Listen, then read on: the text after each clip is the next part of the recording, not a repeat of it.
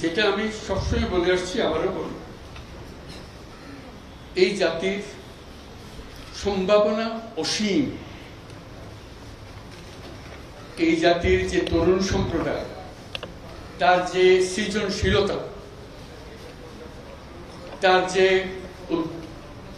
উদ্যম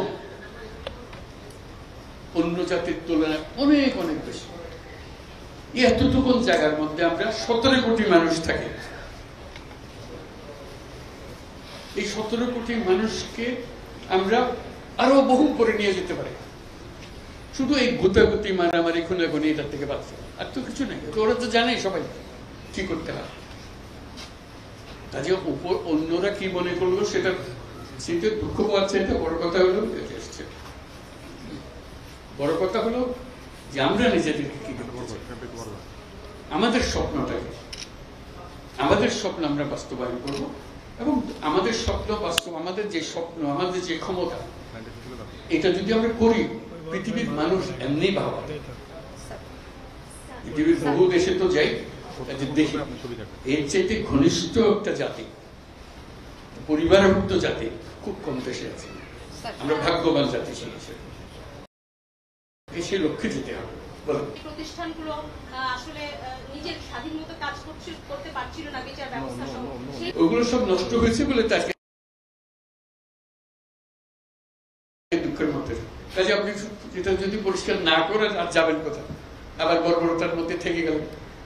কাজে এটা পরিষ্কার করতেই হবে, এটার কোনো বিকল্প নেই। আপনি যতভাবেই বলেন প্রত্যেকটা জিনিস, এটা এই না যে এই জিনিস নষ্ট হয়ে গেছে, ওরকম না, পুরো জিনিসটাই পচে গেছে।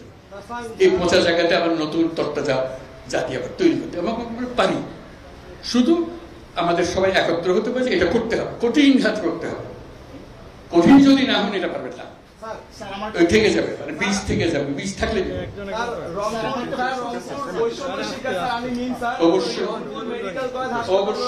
অবশ্যই জানি আমি। আপনি যেরকম জানেন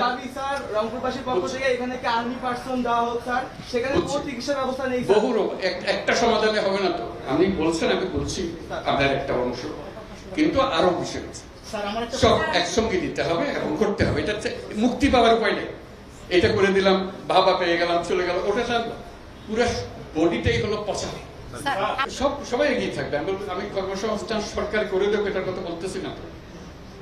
আমার কথাটা হলো আমরা চাকরি চাই না, আমরা চাকরি প্রার্থী নই, আমরা চাকরির দাতা। সেই জিনিস এই আয়োজন, এটা আয়োজনের বিষয়। প্রত্যেকের মধ্যে শক্তি আছে। একজন পারে